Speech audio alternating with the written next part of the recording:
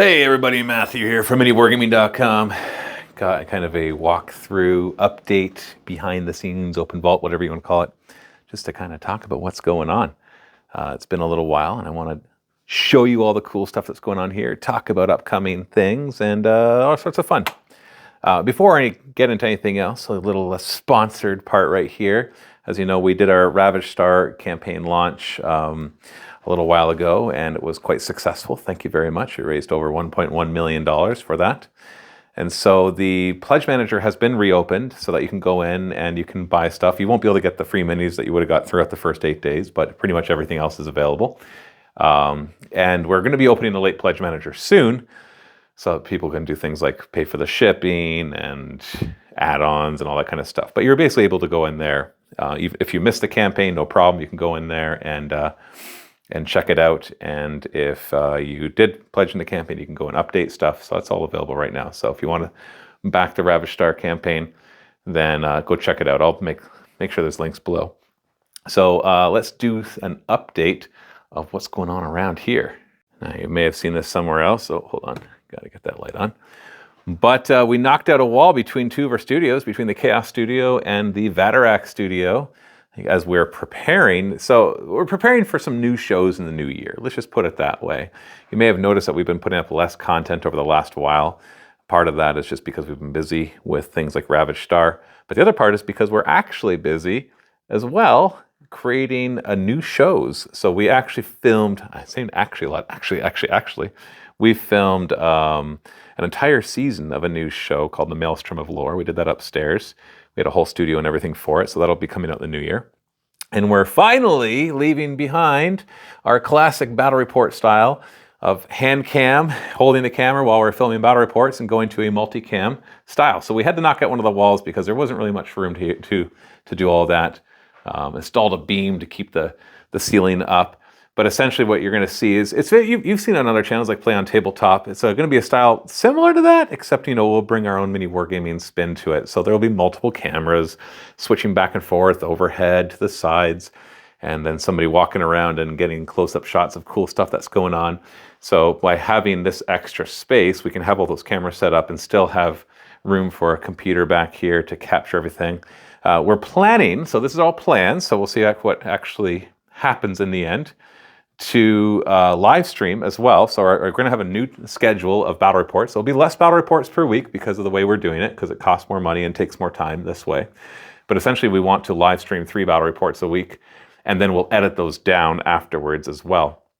And so we're thinking Tuesday will be Ravage Star for the first while as we develop the playtest rules for it. Thursday will be a mixture of Age of Sigmar, and once the Old World comes out, we'll do that as well on the Thursdays. Friday will be our 40K day, maybe switching out for Legion Imperialis or Horus Heresy sometimes. And so those 3 days will be the main ones. And then we'll also have the Maelstrom of Lore show going up.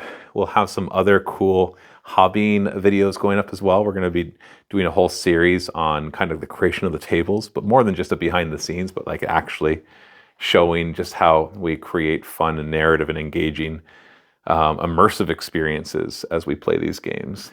And so yeah, it's all in here. We have our Legion Imperialis stuff. We put up a small 900,000 point game of Legion Imperialis, and it did really well. People really wanted to see that, so we want to do more of that. So I got a ton of it being painted right now to bring us up to thousands of points. So in the new year, we'll be covering that a lot more as well. So we got all our camera equipment, and basically over the next 2 or 3 weeks, we're going to be getting ready for all of that. So yeah, that's kind of what's going on in there. Kind of come down the hallway. Steve is still using this room. I'm not sure if you realize, but Steve has his own channel, Mountain Miniatures, and he's been live streaming on that for a long time. And so he's got it all set up in here. He's going to continue going in here, not because we don't want him to use a new one, but because he wants to use this, because then he can keep things set up exactly the way he wants, because he's going to be filming slightly different than the way that we will be. And so he still has this room. So he's got his own computer set up and everything. So he does live streaming twice a week, Wednesday and Thursday nights, I believe, Mountain Miniatures. So you can check him out. In here, I'm going to interrupt some filming in the Age of Sigmar studio. Well, our old Blood on Connoisseur just stomp his way over there. They're kind of slow, actually. And then the little nonsense I had going on back here, they've scooted forward to protect the Star Priest as he wants to try and unbind some of Skari's magic.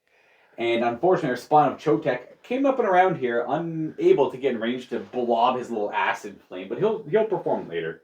This guy moves 5, so you can imagine what he did. Just boof, boof, boof, boof, boof.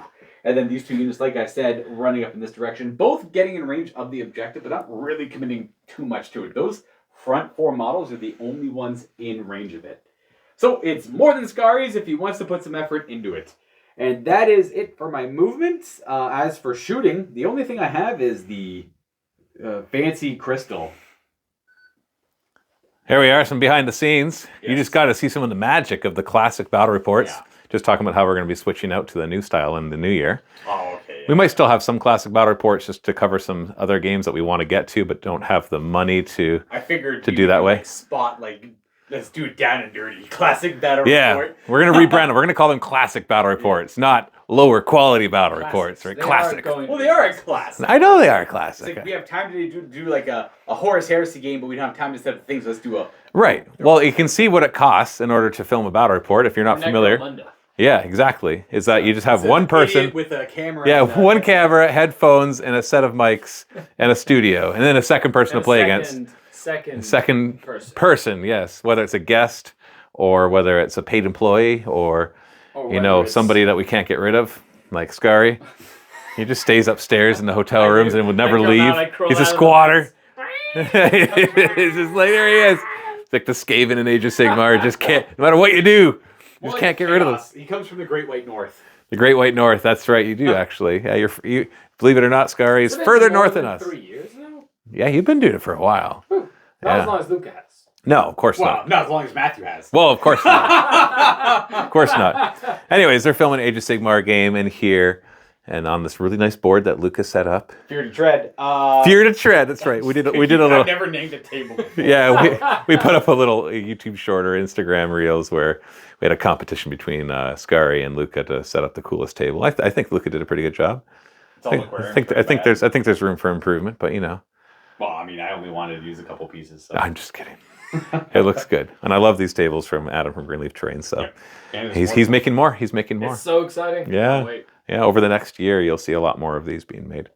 Anyways, I'll leave you to your Age of Sigmar game. It looks like Lizardman versus Seraphon versus. We're not playing the old world. Looks like dinosaurs versus tree people. I made my list to look like an old fantasy list. It does actually. I was looking at it. It kind of reminds me of the fantasy stuff. That was the theme of the build here. Yeah. A horde of spearmen. Fantasy's a big infantry game. At least 8th edition was. So try to mimic that a little bit here. And the swords are damn good infantry as they should be. So yeah. 500 points. And then you got tricky dryads who can pop forward and do their things and then disappear back into the woods. They're just gonna right now sacrifice themselves dearly to stem the assault. No, they can always grow more, right? I could. They're just tree people. I can grow more lizards. Well, technically we can grow more people, and I guess maybe that's dark. No, that's because every time we attack him, he just drops his tails, and then we just stab a bunch of tails, and he runs away.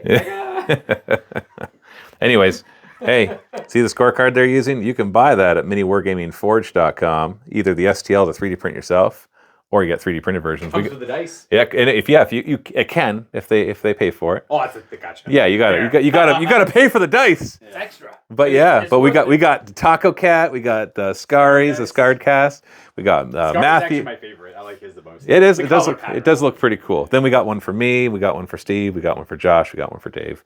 So go check that out. MiniWarGamingForge.com. Another sponsor. I'm gonna just product placement like crazy in this video. All right. So what else we got? Come on, quick. What else we got? The chair. The chair. Forge World Yeah. stuff. Yeah. No, that's not for sale. Where's our next? Where are our NASCAR style jackets? Right. Just gotta cover it with stuff.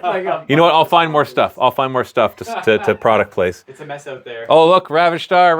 Buy Ravish Star. Woo! Product placement. Oh yeah. Speaking of product placement, yeah, we got all sorts of 3D printed terrain that you can actually all this stuff. That stuff, all of that stuff and that stuff. You can go on MiniWarGamingForge.com and we'll print it for you. Pretty awesome. So let's look at the table that Skari set up. So this is his. They're playing Horus Heresy tomorrow. So I had them compete. Lucas set up the Age of Sigmar one. Skari set up this one. Which one do you think is better? And obviously you can like them both, but you can still like one more than the other. So Sky went more. He used our tables as well. I'm trying to use those more. Nothing wrong with gaming mats, but I just love the three-dimensional aspect of gaming tables. But for usually at home, it's space prohibitive to have gaming tables, which is why the mats are so frickin' awesome. But here, we're a little more spoiled. We got a bit more space to store stuff, as you can see. And this is only one of the hallway, and we got rooms and rooms, and then rooms and rooms filled with terrain and miniatures. So we're pretty fortunate here. So yeah. So this is the one that Scary set up. And oh, look at that, another scorecard. Woo! This one's for Beard, which would be Josh at MiniWarGamingForge.com. Go check that out. Ooh, look, a Legion Imperialis rulebook. Can't wait to see them play more of that as we continue on our merry way. You know, which way would we go? Should we go up there? There's not much going on up there right now. Oh, so I want to talk about something really quick. So I've been working with somebody from England and also Matt Barker from Printable Scenery, trying to figure out to do, if you've ever heard of D&D in a castle, well, this guy knows somebody who owns a French castle, and so he's trying to actually organize to do his own version of that. It won't be called D&D in a French castle because, well, that would be copyright infringement on terms like D&D and stuff like that, but it'll be something. It'll be along those lines where essentially a small group of people, in this case it would be 2 tables, it'll be 2 dungeon masters running 2 games, and you'd be able to play Dungeons and Dragons in this really beautiful French castle. And then you stay on the same grounds. You don't stay in the castle. It's not that ginormous, but you have like cottages nearby, like literally on the same property in rural France. So it obviously won't be a cheap event, but he's invited me to be one of the dungeon masters. And so we're going to be probably launching tickets for that in January. But what do you think about that? How does that sound to you? Like I know I don't really play D&D much on the channel because we're too busy with all this other stuff, but I love dungeon mastering. I've been doing it for a very long time. But I'm curious, would you want to come to France with me and play Dungeons and Dragons in a castle? Well, we'll see. And I'm not the one making any money from this too. Like he's just agreed to pay for my way to go there and do it because I thought it would be a lot of fun. But it's not me making any money from this. So, you know, it'll just be a lot of fun. So what do you think about that? You just let me know in the comments below. Let's go see what's going on in the Forge. All right, coming over to the Forge. Going to the Forge. There's Jeremy and James. Hey. Say hi, James. There we are. Hi, James. There's Jeremy. All right, James, what are you working on? Right now, what are you working on? I don't know if I can show you that. Then show me the other thing that you were just working on before that. Okay. Sure. I'm working on bases. Bases? Yeah. All right. Bases for the old world. The old world. So we're doing, Steve is working on rebasing hundreds and hundreds, if not thousands and thousands of miniatures. And not that you have to do that, but he just likes to have everything exactly the way they are supposed to be. And so we're also getting some bases printed for Scary. So that's, where are they? Is this one of them right here? Sure. So these ones are printed FDM, but you can also get them printed resin. So look at that. Just pretty cool. Like these ones are just simple sand bases. Oh, there we are. Yeah. So these are simple sand bases. James has actually been designing lots of bases, round ones of different types, which in the new year we'll probably be launching a Kickstarter for. So these ones are just a quick sand one, but still really nice. There's even a little hole there for the FDM ones for a magnet, so you can magnetize them to your movement tray. And yeah, and so had tons and tons of those being printed. You're just getting those ready to go. Awesome. And Jeremy, Baramy. You know what that's from? No. Jeremy Baramy? No. You not seen The Good Place? No. Oh, okay. It's really good. Good show. Came out a few years ago. It's redoing Luca's previous old corpse cart and matching it with the new one. Awesome, awesome. And then we got some new flesh eater quartz. Assembling the FBC. Yeah. Awesome model. FBC. Okay, we're back. Sorry. I was like, oh, those models we're not allowed to show yet, but those have been out for a little bit. Yep. Sometimes it's hard to keep track as we go around, so everybody hide all the important stuff. Absolutely. But yeah. Taking models. Yeah, so really nice models. Jeremy's working on painting those. And then we got, well, you know what? There's no NDA on this, This is an upcoming Kickstarter from Terrainify. It'll be 3D printed tiles. I'm going to be making entire videos about that because they're sending it to me and they're sponsoring some videos so that I show off their stuff. But I actually really do like Terrainify stuff. So it's 3D printable tiles, and they also will print them and paint them and stuff for you. That's just one of the styles that they do. That's really cool. So you can make entire tables out of that. Right? Right. Pretty cool. All right, and then in the workshop itself, there's nothing in there I'm not allowed to show, right? You should be good. Should be good. That's, I'm going first. no, it's fine. Oh, look, I can always edit the video, right? No, yeah, we're good. We're good. We're good. We're good. Yeah, I think we're good. Yeah. So, printing. Oh, we got some Hex and Hills tiles. Is that for a customer? Yep. Awesome. Awesome. So, Hex and Hills tiles. Those are awesome. I love them. They actually just, they're getting ready for their Dwarven tiles soon, which I'm pretty excited about. We got more bases being printed, as you can see. Printer working very hard at that. More bases being printed. More bases being printed. Scorecards being printed. What do we got in here? Oh, what is that? Secret project? Secret project. Secret project, okay. We won't talk about that. Then we got more bases. More bases. Oh, you got the Prusa up and running. Yeah. I brought it home for a little while, then I brought it back because I wasn't using it enough. And more bases. Purple bases. Okay, we got lots of bases. I get it. All bases right now. And then these ones need to be queued up. I got to get that one linked up again. And then we've been having some issues with our frozen Sonic Mighty 8Ks, but I think switching back to the FEP instead of the ACF, and if that sounds like gibberish, don't worry, maybe we'll talk about it in another video, has maybe solved our problems. Think so? Yeah, we got 2 more of those on their way. They should probably show up today, so we'll be going up to 5 resin printers because we are printing non-stop and just not able to keep up. We're printing tons of tiles because we're making a 2,800 tile map for the old world, and I can't wait for that. But we're doing them smaller scale, so you see, like, that's how big they are. So watch this, really good measuring. See, those ones are twice as big, but they're actually technically 8 times the size because 2 times 2 times 2. So essentially they're just twice as, I don't know, short, length, width, all those are twice as small. So you can fit 4 times as many of them on a map, because that's length times width, right? So that'll bring us up to a 2,800 tile map on a 6x4 foot whiteboard that will be magnetizing them all to, which is going to make an awesome map of the old world. Got all sorts of printable terrain as well. I know this video is getting long, but you can stop it whenever you like, right? I can just keep talking about stuff. So here's one thing that I'm trying to figure out. And if you've watched this far, maybe you got some advice. One thing I've kind of realized with 3D printing, especially with resin, particularly with resin is what I talk about, is of course the problem, one of the big problems with it is that the miniatures it creates are very brittle. They break really easily. If you drop them, they break. If you have like weapons that are a little too small, they break really easily. And we've tried a lot of different resins, but there's usually, when you're gaining strength, you're usually giving up detail. And when you're getting detail, you're usually giving up strength. Now, I know some of you right away will be like, oh, I just use this one and it works. It's like, we're printing thousands of miniatures and we've tried a lot of things people have been saying. I've got another batch of resin I'll be trying out somewhere. Yeah, there's some of them right there. Those boxes. And I got more on the way. And so I have a quest. It's like the quest for the Holy Grail for me. And maybe it doesn't exist. Maybe the technology is just not there yet. But is there a resin that'll let you print miniatures in resin where the miniatures are going to look great, be able to be dropped reasonably, like even Games Workshop miniatures, if you drop them too far and it's the right model, they'll shatter, they'll break. And they won't break easily when you try to transport them.